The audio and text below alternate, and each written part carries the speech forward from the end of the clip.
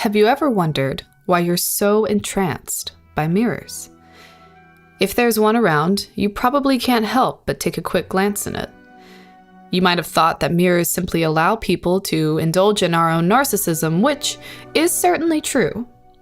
But mirrors, or anything that produces a reflection, actually help us to construct our individual identities. The way you dress, how you wear your hair, the person you visually recognize to be you, are all dependent on your reflection. In the mid-1900s, Jacques Lacan, a French psychoanalyst, sought to explain our obsession with mirrors and created a concept he termed the mirror stage.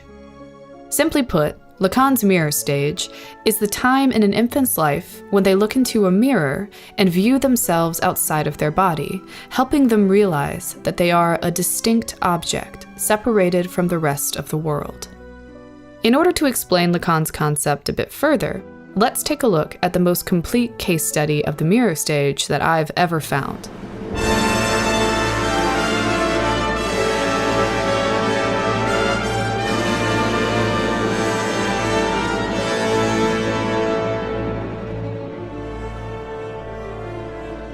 While Black Swan does not begin with the protagonist, Nina, as a child, which is the usual age for the mirror stage to take place, it does begin with Nina in a childlike state.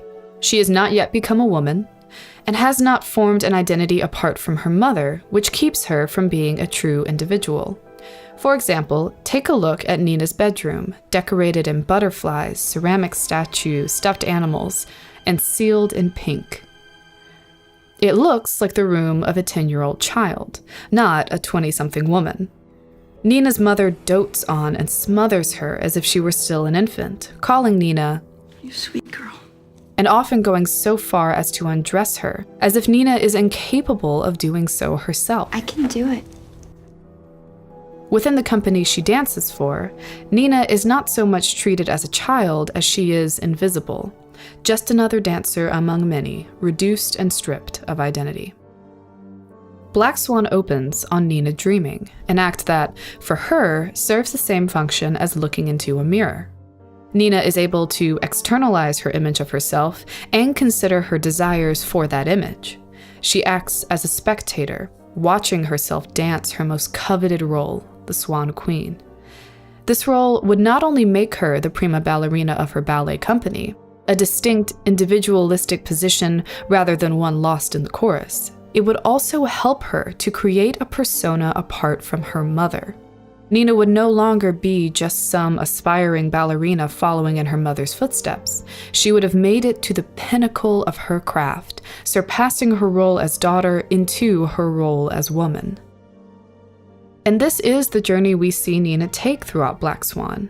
After being chosen to play the Swan Queen, Nina starts maturing, both emotionally and sexually. She defies her mother, confronts her forebearer, decides to leave her home, and has her first satisfying sexual experience. By all accounts, Nina has successfully grown up and passed through Lacan's mirror stage, because she has created an identity that is her own, separating herself from her mother and distinguishing herself among her peers. However, Nina does not create her identity in the conventional way, according to Lacan's mirror stage. Instead of only recognizing herself as a distinct individual, Nina holds on to her infantile white swan persona and also manifests an opposite identity to her own, the Black Swan, an amalgam of the traits that she both fears and yearns for.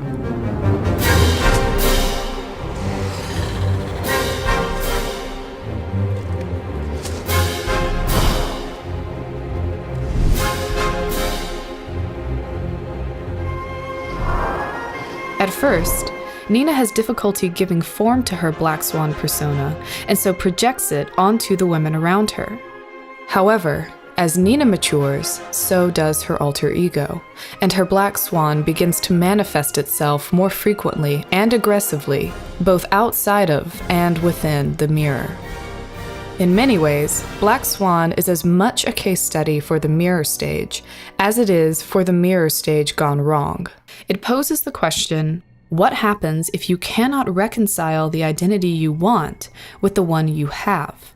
For Nina, she's constantly warring between her white swan persona and her doppelganger, so much so that her body seems unable to handle the two identities. Throughout Black Swan, Nina pulls and scratches at her skin, as if something beneath the surface were trying to break free from her body.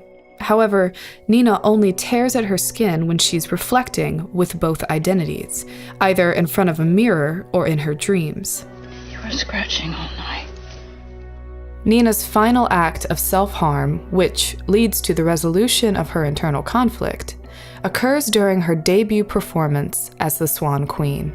As her light and dark identities fight, they shatter a mirror, both literally and figuratively, for Nina tries to destroy the reflected darkness of herself. However, the violent, immoral act of killing her doppelganger taints Nina's white swan persona, corrupting it and allowing her to become both white and black, light and dark. Instead of simply shattering her mirror image, Nina breaks through it, becoming both of the women she created in her mirror stage.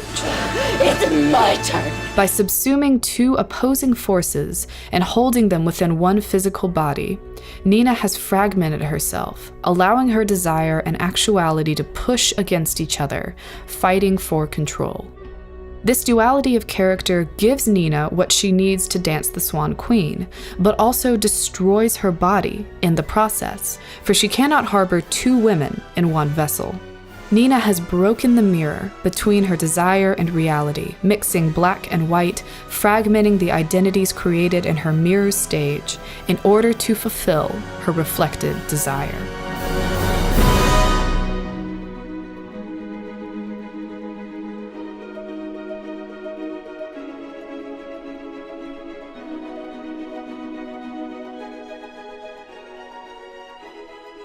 Thanks for watching. I want to give some credit for this video essay to a close friend of mine who encouraged me to make this piece as a Christmas present for her. Both of us absolutely love Black Swan, and the particular orchestration of Swan Lake that director Darren Aronofsky and composer Clint Mansell created for the film. It's wonderful.